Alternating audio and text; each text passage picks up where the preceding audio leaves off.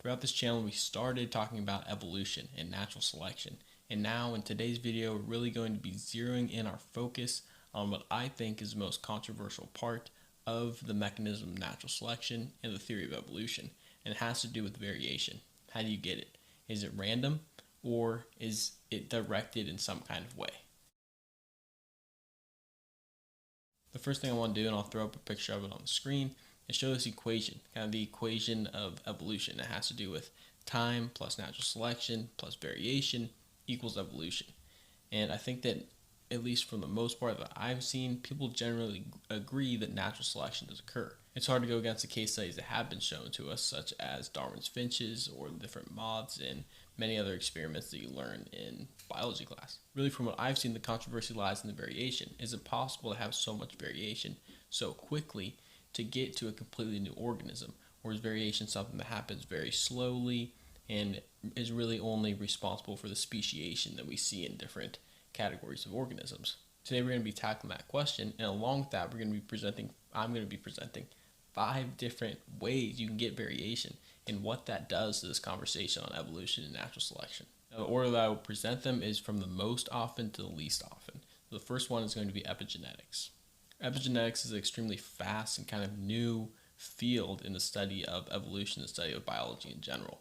It has to do with kind of the expression or non-expression of different genes inside organisms. A good example is the callus. For the longest time I thought that a callus kind of formed just by beating and smashing on that skin right there. But what actually happens is an epigenetic change where those skin cells actually change the expression of certain genes to make themselves harder.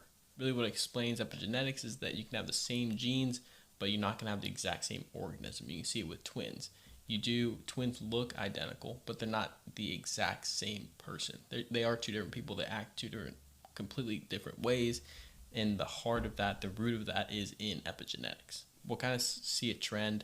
The most common version of our variation here is going to be epigenetics, but it's also the mode of slight variation. You're going to get the least amount of variation in epigenetics. The least number 2, which is transposition.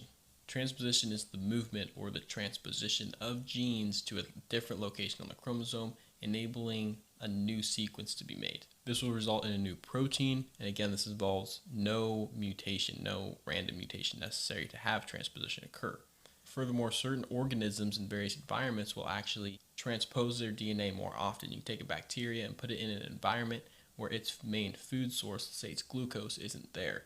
And what it'll do is it'll start purposely transposing its DNA until it can make proteins that are sufficient for digesting different food sources. This occurs in real time, and 280,000 different genes in humans are considered transposable. Number 3 is horizontal gene transfer. This really occurs when organisms are in an extremely stressful environment that they don't want to be in. They'll become more receptive to outside versions of DNA. So if you have a colony of bacteria, I think the antibiotics example is really good. So if you have a colony of bacteria and one has resistance to the antibiotic, it will actually make a little bundle of its own protein or its own DNA that codes for the proteins and stuff that provide it with the ability to be antibiotic resistant. It will then make little bundles of it, like I mentioned, and kind of give it out to the bacteria that are around it. The bacteria, since they're in that high stress environment, will become more receptive to things like this, will take the novel DNA and put it into its own genome and use it to its advantage. It is thought that this can happen between multiple organisms. I think it's very common in plants, most common and most studied in bacteria, but some people even suggest that humans have the ability to do something like this. Number 4 is hybridization or gene duplication. This occurs when 2 organisms of different species mate, and every once in a while they will produce an organism that has extra chromosomes or essentially extra DNA to work with. Usually the results are sterile organisms, but every once in a while it does work. And an example of it is from a sea squirt to a hagfish. And I'll try and find pictures to put them up. It's a huge difference between a sea squirt and a hagfish. But since the sea squirt at one point mated with something of a different species, had so much extra gene information to work with that it could produce the hagfish. And there's a pretty solid consensus in the scientific community that that is what happened, that a hybridization or gene duplication is responsible for that transition. Something similar is thought to have occurred between jawless and jawed fish. What I think is very interesting in this is that we see gene duplication most often occur after a mass extinction or some kind of cataclysmic event.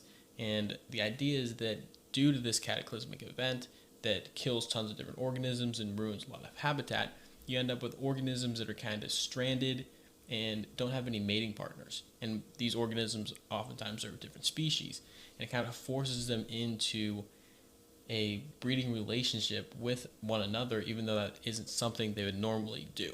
And again, a lot of diversity has come from these mass extinctions due to the fact that regular species interactions are completely changed. The next one is symbiogenesis. Symbiogenesis is where organisms create a mutually beneficial relationship, and eventually they get to the point where they can't live without each other. Lichen is a perfect example of this. Lichen is a mixture of fungi and algae. The fungi have kind of adopted the algae as their photosynthesis centers in exchange for protection. This is also thought to have occurred with mitochondria and cyanobacteria. While mitochondria were at one point their own kind of bacteria living autonomously, it's thought that eukaryotic cells kind of absorbed a mitochondria and used it to its advantage as the powerhouse of the cell. And something similar happened speculatively with cyanobacteria. So what does this do to the conversation surrounding natural selection and evolution?